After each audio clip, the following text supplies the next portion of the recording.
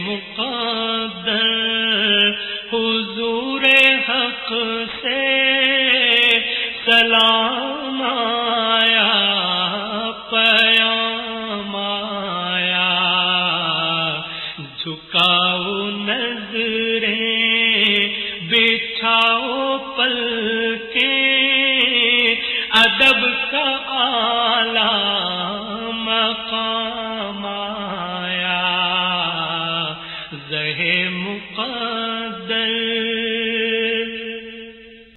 بسم اللہ الرحمن الرحیم۔ السلام علیکم ناظرین، بی اے اسلامیات لازمی کورس کوڈ 416 کے ساتھ میں ہوں آپ کی میزبان نازیہ خرم۔ عزیز طلباء، جیسا کہ آپ جانتے ہیں نبی اکرم صلی اللہ علیہ وسلم کی زندگی اور ان کا اسوہ حسنہ ہمارے لیے بہترین نمونہ ہے۔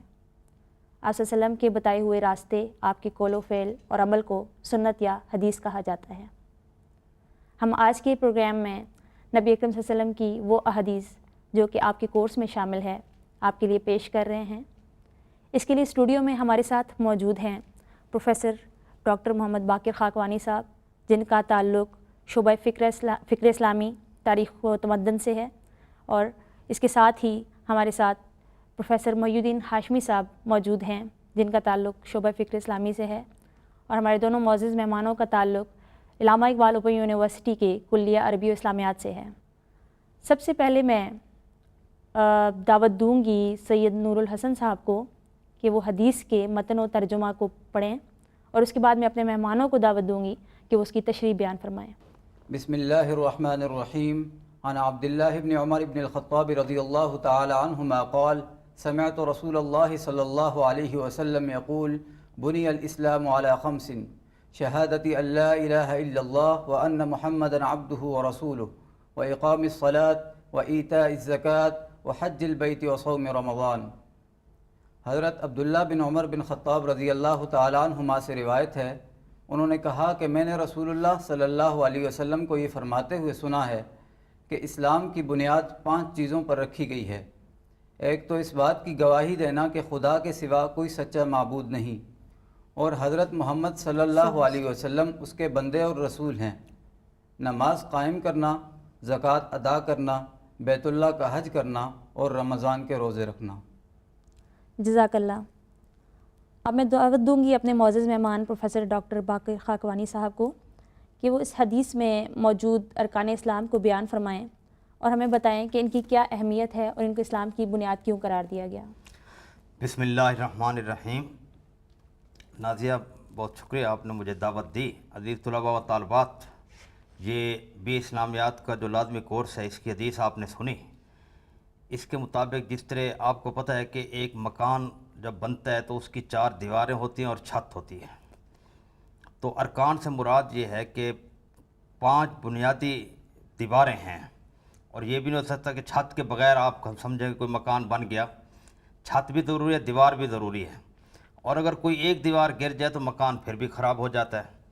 تو اسی وجہ سے قرآن اور حدیث میں جو ہم یہ پڑھتے ہیں، جو آج آپ سبق پڑھ رہے ہیں، اس کے اندر یہ بات بتائی گئی ہے کہ اسلام کی جو عمارت ہے، یعنی اسلام کا جو جسے ہم کمرہ تصور کریں، اس کی بنیاد یہ 5 دیواریں ہیں۔ اگر ان دیواروں میں سے کوئی بھی ایک دیوار گر جائے تو وہ عمارت دھڑام سے نیچے آ گرے گی۔ مثال کے طور پہ آپ جس گھر میں رہتے ہیں، آپ کو بھی تجربہ کر کے دیکھیں گے، اس کی ایک دیوار نکال دیں تو آپ دیکھیں گے کہ وہ عمارت کمرہ نہیں شمار ہوگی، بلکہ کوئی ایک خالی کھوکھا سا کوئی علاقہ شمار ہوگا۔ تو سب سے پہلی بنیاد جو کلمہ طیبہ ہے، اسے ہم کہتے ہیں شہادتین، 2 چیزوں کی شہادت۔ ایک یہ ہے کہ اللہ تعالیٰ کو حاکم ماننا، لا الہ الا اللہ، اور دوسرا محمد صلی اللہ علیہ وسلم کو اللہ تعالیٰ کا رسول ماننا۔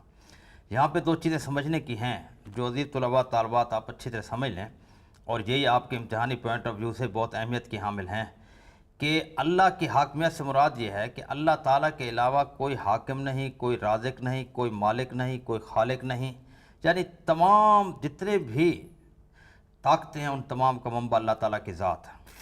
اور اس کے بعد ہم نے دنیا کے تمام معاملات میں صبح کو سو کر اٹھنے سے لے کر رات کو سونے تک، اور ماں کے پیٹ سے نکل کر قبر کے پیٹ میں جانے تک، تمام معاملات میں رسول اکرم صلی اللہ علیہ وسلم کی ہدایات کے مطابق اپنی زندگی گزارنی ہے۔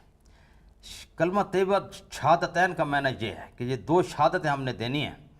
اگر ہم نے زندگی کے کسی معاملے میں رسول اکرم صلی اللہ علیہ وسلم کی بات نہیں مانی تو اس کا مطلب ہے کہ ہم نے رسول نہیں مانا.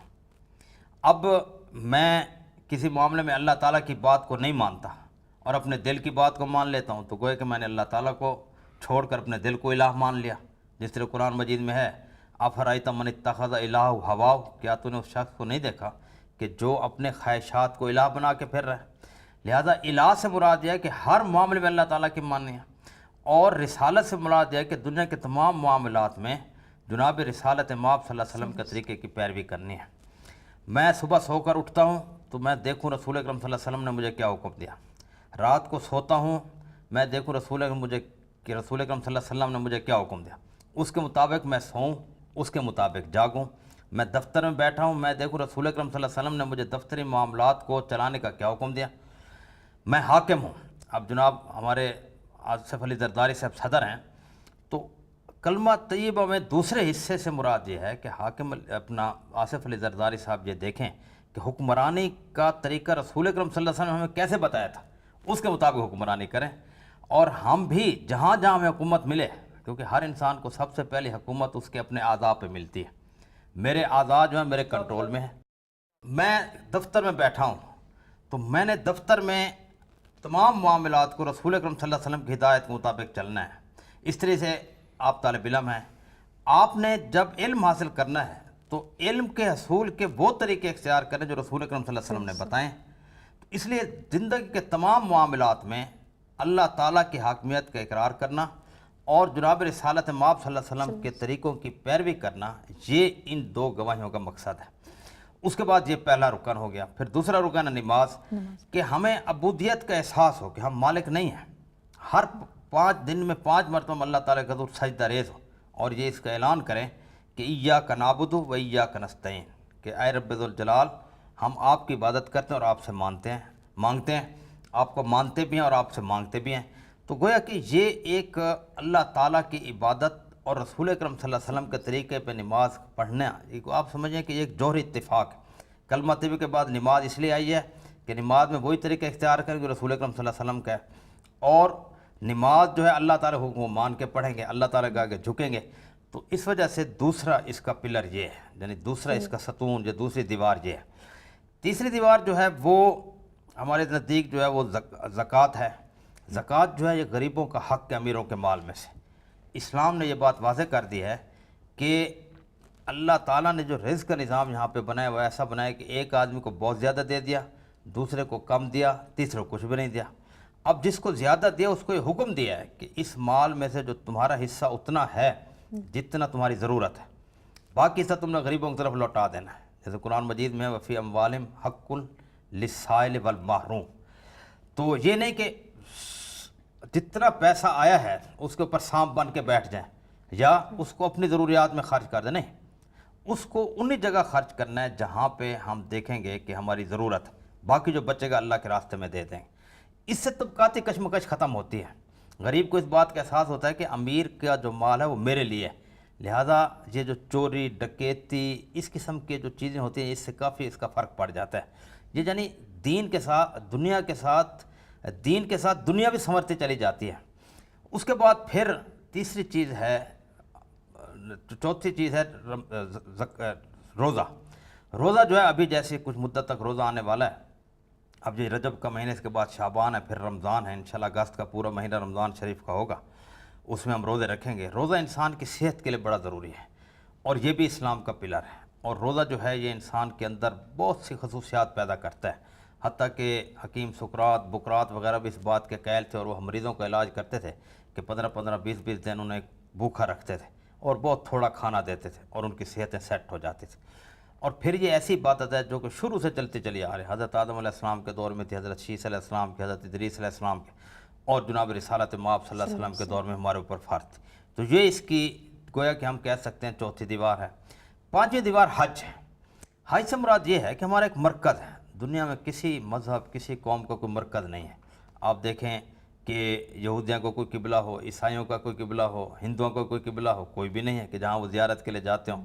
مسلمانوں کے اندر ایک مرکزیت پیدا کرنے کے لیے کہ ان اول بیت وضع للناس للذی ببکۃ مبارکۃ ھدی للعالمین فی آیات بینات مقام ابراہیم. تو اللہ تعالیٰ نے یہ 5 چیزیں ہماری رکھی ہیں جس میں مسلمانوں کے اندر اتحاد، اتفاق، یگانگیت اور اللہ تعالیٰ کے حضور جھکنا، اس کے حاضری کا ادراک ہونا، اور اس کے بعد پھر غریب کا حق نکالنا، اپنی جان کو صحیح رکھنا، یہ ساری چیزیں یہ بنیادی ارکان ہیں. اگر کوئی شخص کہتا ہے نماز قرآن میں سے نہیں ہے، نماز اسلام میں سے نہیں ہے، تو کہ اس نے ایک دیوار گرا دی. دوسرا اگر کہتا ہے کہ رمضان روزے اسلام میں سے، اس نے دوسری، تو کہ اسلام کی عمارت گر گئی. لہٰذا اس لیے اس سے بنیادی ارکان کہتے ہیں کہ ان کے بغیر اسلام کی جو عمارت ہے وہ کھڑی نہیں ہو سکتی. تو یہ ہے بنی الاسلام علی خمس، کہ اسلام کی بنیاد 5 چیزوں پر ہے. اس میں پہلی شہادت اللہ الہ الا اللہ اور باقی ساری چیزیں. جزاک اللہ، بہت شکریہ ڈاکٹر صاحب، ماشاء اللہ بہت اچھا بیان فرمایا پروفیسر صاحب نے ہمارے طلباء کے لیے ارکان اسلام کو، کہ ان کو اسلام کی بنیاد کیوں قرار دیا گیا ہے. اب میں سید نور الحسن صاحب کو دعوت دوں گی کہ حدیث نمبر 2 آپ کی خدمت میں پیش کریں. عن ابی ہریرہ رضی اللہ تعالی عنہ قال سمعت رسول اللہ صلی اللہ علیہ وسلم یقول ما نہیتکم عنہ فاجتنبوہ وما امرتکم به فأتوا منہ ما استطعتم فإنما أهلك الذين من قبلكم كثرة مسائلهم واختلافهم على انبیائهم. حضرت ابو ہریرہ رضی اللہ تعالی عنہ سے روایت ہے، انہوں نے کہا کہ میں نے رسول خدا صلی اللہ علیہ وسلم کو یہ فرماتے ہوئے سنا کہ میں جس چیز سے تمہیں روکوں اس سے بچو، اور جس چیز کا حکم دوں اسے مقدور بھر بجا لاؤ. بے شک تم سے پہلے لوگوں کو ان کے سوالات کی کثرت اور انبیاء سے اختلاف نے ہی ہلاک کر دیا. جزاک اللہ. یہاں پر حدیث کا موضوع ہے کثرت سوال سے ممانعت. میرا سوال جناب پروفیسر محی الدین ہاشمی صاحب سے ہے کہ کہا جاتا ہے کہ سوال تو آدھا علم ہے، اور علم کے حصول کے لیے سوالات کرنا بہت ضروری ہیں. تو یہاں پر سوالات کی ممانعت نبی اکرم صلی اللہ علیہ وسلم نے کیوں فرمائی، یا اس میں ممانعت کیوں کی گئی ہے، اس کو بیان فرما دیں ہمارے طلباء کے لیے. بسم اللہ الرحمن الرحیم. شکریہ نازیہ، آپ نے اس حدیث کے حوالے سے جو بات پوچھی ہے، بنیادی طور پر حضور اکرم صلی اللہ علیہ وسلم کا یہ جو فرمان ہے یہ 2 حصوں پر مشتمل ہے. اس میں جو پہلا حصہ ہے وہ تو اتباع رسول اور اطاعت رسول کے حوالے سے ہے، جس میں حضور اکرم صلی اللہ علیہ وسلم نے ارشاد فرمایا کہ جو میں آپ کو حکم دوں اس پر آپ عمل کرو، اور جن چیزوں سے میں آپ کو روکوں ان سے آپ رک جاؤ.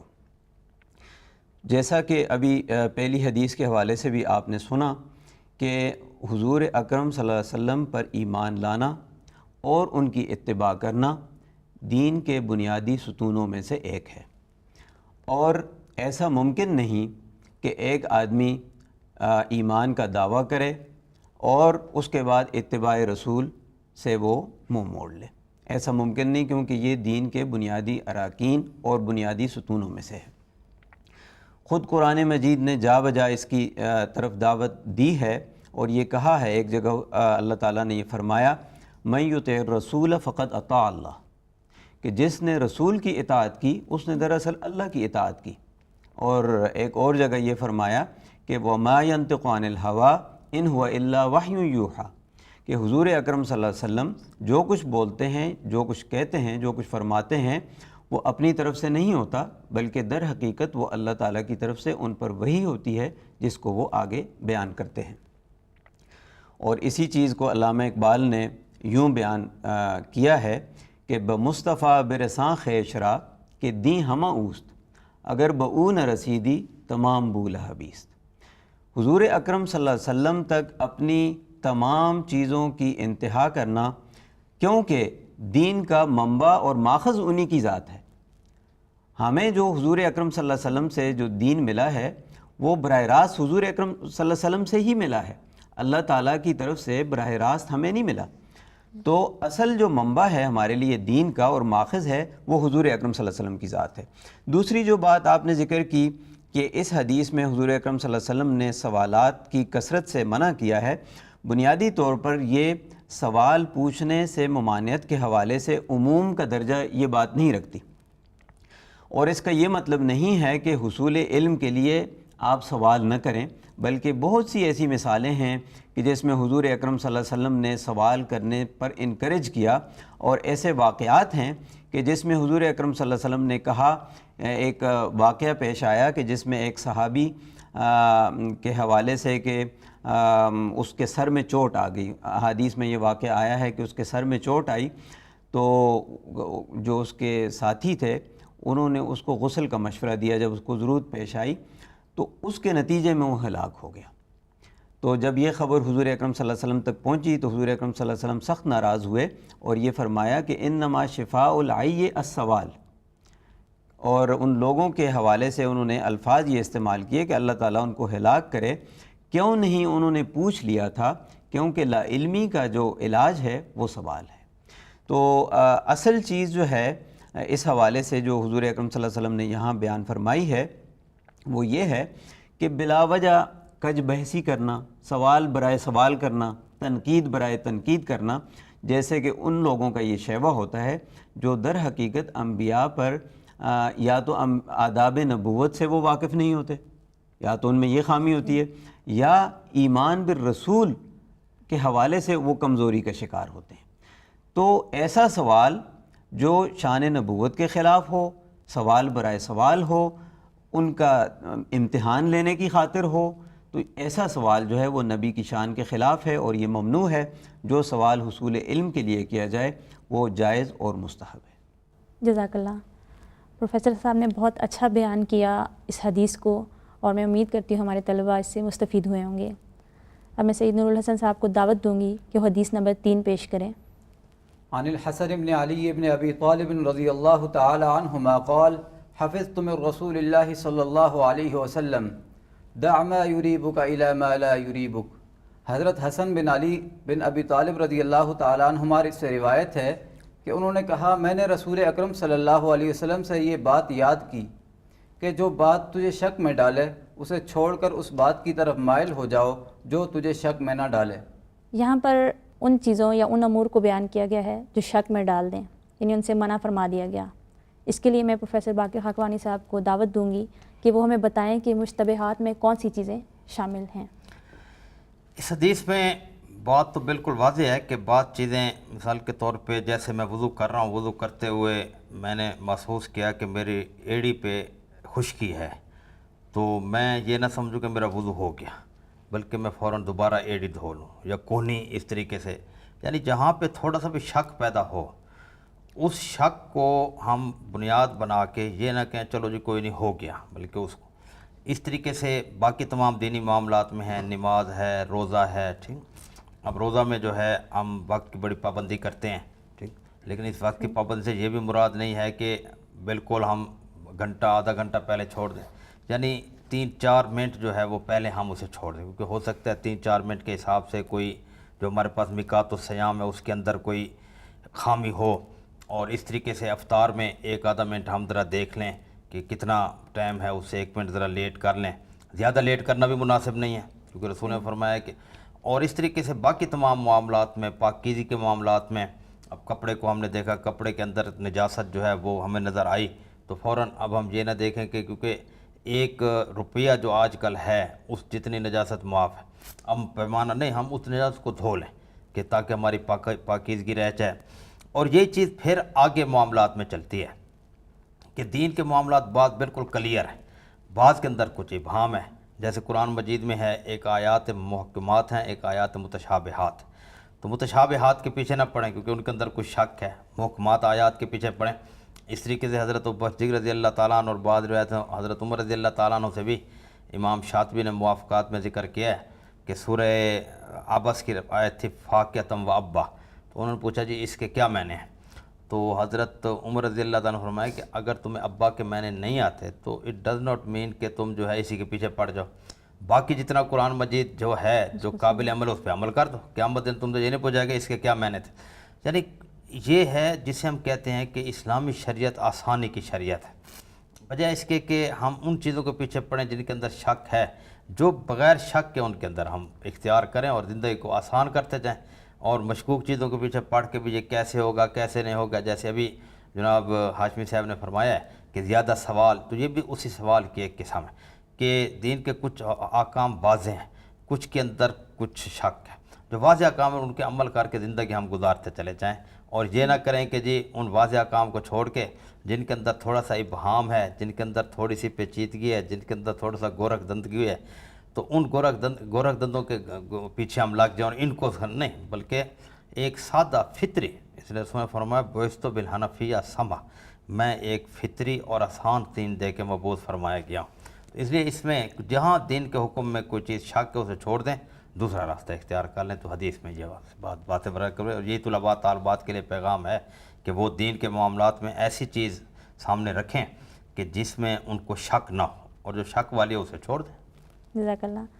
ماشاء اللہ پروفیسر صاحب کے بیان کے مطابق یعنی ہمیں دین جو آسانیاں سکھا رہا ہے ہم اس کی طرف جائیں اور شکوک و شبہات والی چیزوں کو چھوڑ دیں. اس کے ساتھ ہی میں دعوت دوں گی سید نور الحسن صاحب کو کہ آپ کی خدمت میں حدیث نمبر 4 پیش کریں. عن ابی ہریرہ رضی اللہ تعالی عنہ قال قال رسول اللہ صلی اللہ علیہ وسلم من حسن اسلام المرء ترکہ ما لا یعنی.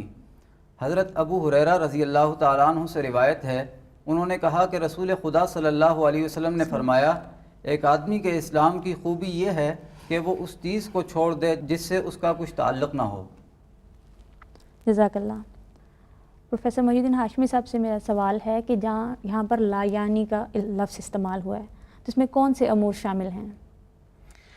ہاں، بنیادی طور پر حضور اکرم صلی اللہ علیہ وسلم کے اس فرمان کا مفہوم یہ ہے کہ اللہ تعالیٰ نے انسان کو اس دنیا میں بھیجا ہے تو اپنا خلیفہ اور نائب بنا کر بھیجا ہے، جیسے کہ قرآن مجید میں اس کی وضاحت کی گئی ہے، اور ایک مقصد کے تحت بھیجا گیا ہے. یعنی اللہ تعالیٰ نے اس کائنات کو، انسان کو ایک مقصد کے تحت تخلیق کیا ہے، اور انسان کو اس دنیا میں جو بھیجا ہے تو اپنا خلیفہ اور نائب بنا کر اور اس کو کچھ ذمہ داریاں دے کر اس دنیا میں بھیجا گیا ہے. اب انسان کا اس دنیا میں کام یہ ہے کہ وہ ان کاموں کو اور ان ذمہ داریوں کو اپنی تمام توجہات کا مرکز بنائے جو اللہ تعالیٰ نے اس کے سپرد کی ہیں، اور ایسی چیزوں کو سے وہ رک جائے یا ان سے احتراز کرے جو اس کی زندگی کے مقصد کے ساتھ مطابقت نہیں رکھتی. تو بنیادی طور پر اس حدیث میں یہ بات کہی گئی ہے. اس کی بے شمار مثالیں ہو سکتی ہیں، جیسے بلا وجہ کچھ لوگ ایسی گفتگو کرنا جس کا کوئی مقصد نہیں ہے، گھنٹوں گھنٹوں لوگ ایسی گفتگو میں جو لا یعنی ہے، بے مقصد ہے، اس میں الجھے رہتے ہیں. اسی طرح ایسے کھیل آج کل دنیا بھر میں متعارف ہو رہے ہیں جن کا نہ کوئی ایک انسان کو ایک ہیلدی انٹرٹینمنٹ ان سے ملتی ہے، اور نہ اس کا اخلاق اس سے بہتر ہوتا ہے، نہ اس کے ذہن کی اس میں کوئی بڑھوتری ہوتی ہے، لیکن سوائے اس کے کہ اس میں وقت کا ضیاع ہو اور کچھ حاصل نہیں ہوتا. تو اس حدیث کی روشنی میں حضور اکرم صلی اللہ علیہ وسلم نے ان تمام لا یعنی امور سے ممانعت فرمائی. جزاک اللہ. یہاں پر یعنی غیر ضروری باتوں سے بچنے کی تاکید کی گئی ہے. حدیث نمبر 5 کی تلاوت کے لیے میں دعوت دوں گی سید نور الحسن صاحب کو کہ وہ آپ کی خدمت میں پیش کریں. عن انس بن مالک رضی اللہ تعالی عنہ عن النبی صلی اللہ علیہ وسلم قال لا يؤمن احدكم حتى يحب لاخيه ما يحب لنفسه. حضرت انس بن مالک رضی اللہ تعالی عنہ رسول کریم صلی اللہ علیہ وسلم سے روایت کرتے ہیں کہ آپ صلی اللہ علیہ وسلم نے فرمایا، تم میں سے کوئی شخص اس وقت تک پورا مومن نہیں ہوتا جب تک اپنے مسلمان بھائی کے لیے بھی اسی چیز کو پسند نہ کرے جسے وہ اپنے لیے پسند کرتا ہے. جزاک اللہ. اس حدیث مبارکہ کا موضوع ہے ایمان کامل کی پہچان. میرا سوال پروفیسر ڈاکٹر باقر خاکوانی صاحب سے ہے کہ یہاں پر ہمیں بتائیے کہ ایک مسلمان کے دوسرے مسلمان پر کیا حقوق ہیں. یہاں پر ہمارے طلباء طالبات یہ بات ذہن میں رکھیں کہ اسلام وہ دین انسانیت ہے، صرف مسلمانوں کا دین نہیں ہے، تمام بنی نوع انسان کا دین ہے. اس لیے رسول اکرم صلی اللہ علیہ وسلم کی تعلیمات بھی تمام بنی نوع انسان کے لیے، صرف مسلمانوں کے لیے نہیں ہے. جس طرح آپ کی رسالت تمام بنی نوع انسان کے لیے ہے، ٹھیک، وما ارسلناک الا کافۃ للناس بشیرا و نذیرا. اللہ تعالیٰ نے فرمایا میں نے آپ کو سارے بنی نوع انسان کے لیے عاقبت سے آگاہ کرنے والا اور خوشخبری دینے والا بنا کر بھیجا ہے. اس طریقے سے آپ کا پیغام بھی ساری بنی نوع انسان کے لیے، صرف مسلمانوں کے لیے نہیں ہے. جیسے یہ حدیث ہے کہ جو اپنے بھائی کے لیے پسند کرے وہ اپنے لیے پسند کرے. اب بھائی اس کا چاہے مسلمان ہے، چاہے یہودی ہے، چاہے ہندو ہے، چاہے جو بھی ہے، اس میں صرف مسلمان کی شرط نہیں ہے. اس طرح ایک اور حدیث ہے کہ المسلم من سلم الناس من لسان وجد، مسلمان وہ ہے جس کے ہاتھ اور زبان سے باقی بنی نوع انسان محفوظ رہ جائے. ٹھیک، تو اس حدیث میں ایک عالمگیر انسانیت کا تصور پیش کیا گیا ہے. اب یہاں بھائی کی قسم کے ہوتے ہیں، ایک نسبی بھائی ہوتا ہے، ایک ہمسائے والا ہمسائیگی کا بھائی ہے، ایک رشتہ دار میں بھائی ہے، ایک قرابت داری میں بھائی ہے. کئی بھائی آدمی بنا، ایک ہوتے ہیں جو منہ بولے بھائی ہوتے ہیں، ایک رضائی بھائی ہوتے ہیں. لہذا یہاں پہ مسلمان کا ایک معیار بتایا گیا ہے کہ مسلمان وہ ہے جو چیز اپنے لیے پسند کرے وہ باقی تمام بنی نوع انسان جو اس کے ساتھ بھائی ہیں ان کے لیے بھی وہی پسند کرے. مثال طور پہ جیسے میں نے پہلے عرض کیا تھا کہ زکوٰۃ میں اگر وہ چاہتا ہے کہ خود پراٹھے کھائے تو اپنے سارے بھائیوں کو بھی پراٹھے کھلائے. اگر وہ خود چاہتا ہے کہ میں خشک روٹی کھاؤں تو وہاں کو خشک روٹی کھلائے. اگر وہ خود چاہتا ہے کہ میں نماز 5 وقت کی پڑھ کے جہنم کے عذاب سے بچ جاؤں تو اسے باقی تمام لوگوں کو بھی دین کی تبلیغ کر کے نماز کا پابند بنا کے اور انہیں جہنم سے بچانا پڑے گا. ٹھیک، اگر وہ خود چاہتا ہے کہ میں بہترین مکان میں رہوں تو اسے دوسروں کے لیے بہترین مکان پسند کرنا پڑے گا. یہ ایک بہت زبردست معیار ہے، کرائٹیریا ہے، ایک سٹینڈرڈ ہے مسلمان کا، جس میں ہم مسلمان کو جانچ سکتے ہیں، پرکھ سکتے ہیں کہ یہ کس قسم کا مسلمان. تو عزیز طلباء طالبات، یہ بات آپ ذہن میں رکھیں کہ اس معیار کو بنیاد بنا کے ہم ساری دنیا میں اسلام کو پھیلا بھی سکتے ہیں اور انٹروڈیوس بھی کرا سکتے ہیں. اور اگر یہ معیار ختم ہو جائے کہ جی ہم یہ کہیں کہ بس میں اپنی ذات کے اندر مجھے دنیا کوئی خبر نہیں، یہ بات نہیں ہے. رسول اکرم صلی اللہ علیہ وسلم جیسے تمام بنی نوع انسان کے پیغمبر تھے، اس لیے مسلمان بھی ایسی امت ہیں جو تمام بنی نوع انسان کو پیغام دینے پہ عملی طور پہ بھی پابند ہے. تو یہ ایک عملی پیغام ہے کہ دیکھو ایک مسلمان جو ہے وہ جو اپنے لیے پسند. اب دیکھیں آج کل کے دور میں آپ دیکھتے ہیں کہ انتہا پسندی ہے، دہشت گردی ہے، قتل و غارت ہے، ٹھیک، چوری ہے، ڈکیتی ہے. اب یہاں یہ معیار آ جائے گا. اگر میں مسلمان ہوں تو میں ڈکیتی کر رہا ہوں تو کیا میں ڈکیتی اپنے لیے پسند کرتا ہوں؟ تو یہ اب معیار. اچھا، اس طرح میں انتہا پسند ہوں، کیا میں اپنے لیے بھی انتہا پسندی پسند کرتا ہوں؟ میں کسی دوسرے فرقے کو برا بھلا کہتا ہوں تو کیا میں یہ پسند کرتا ہوں کہ دوسرے فرقے والے مجھے برا بھلا کہیں؟ اگر یہ میں پسند کرتا ہوں پھر میں مسلمان ہوں. اگر میں کہتا ہوں میرے فرقے کو برا بھلا نہ کہا جائے، میں دوسرے فرقے کو برا بھلا کہوں، یہ اسلام نہیں ہے. یہ حدیث جو ہے یہ ایسی حدیث ہے، دیکھیں یہ بات ثابت کرتے کہ اسلام ایک آفاقی مذہب ہے. آج سے 1500 سال پہ رسول نے جو بات کی تھی آج بھی اس کی تطبیق ویسے تازہ ہے جیسے کہ 1500 سال پہلے تازہ تھی. لہذا یہ ایک مسلمان کا معیار ہے. تو عزیز طلباء طالبات، آپ یہ بات ذہن میں رکھیں اور اسی کو آپ نے آگے لے کے چلنا ہے کہ مسلمان وہ ہے جس سے جو اپنے لیے پسند کرے وہ باقی. یہاں رسول نے فرمایا لی اخی، آپ دیکھیں اخی سے مراد مشرک مسلمان بھی ہو سکتا ہے، اخی سے مراد مشرک بھائی بھی ہو سکتا ہے، ہندو بھائی بھی ہو سکتا ہے، عیسائی بھائی بھی ہو سکتا ہے. ہر قسم کے بھائیوں میں تو ہر قسم کے اختلاف ہوتے ہیں. تو اس لیے اس میں بنیادی درس یہ دیا گیا ہے کہ ایک مسلمان جو اس کے اندر ایسی خوبی ہوگی کہ تمام اپنے معاشرے کو ساتھ لے کے چل رہا ہوگا. تو یہ اس کا معنی. جزاک اللہ، بہت شکریہ ڈاکٹر صاحب. عزیز طلباء، ہمارے آج کے پروگرام میں جو احادیث بیان کی گئی ہیں وہ اپنی افضلیت کے اعتبار سے بہت ہی اہمیت کی حامل ہیں، اور اسلام ان چیزوں پر مشتمل ہے. وہ 3 چیزیں ہیں: عقائد، معاملات اور عبادات. اور یہاں پر تقریباً تمام ہی چیزوں کو ہمارے معزز مہمانوں نے آپ کے سامنے تفصیل سے بیان کیا. پروگرام کے اختتام سے پہلے میں اپنے معزز مہمانوں کا شکریہ ادا کرنا چاہتی ہوں. بہت شکریہ ڈاکٹر صاحب، آپ یہاں تشریف لائے. معزز مہمانوں نے اپنے قیمتی وقت میں سے ہمیں یہ وقت دیا اور ہمارے طلباء کو بہت ہی مفید معلومات مہیا کی، جس کے لیے میں ان کا شکریہ ادا کرتی ہوں. اور اس کے ساتھ ہی اپنی میزبان نازیہ خرم کو اجازت دیجیے. اللہ نگہبان. رہے مقدر حضور حق سے سلام آیا، پیام آیا، جھکاؤ نظریں بچھاؤ پلکیں، ادب کا اعلیٰ مقام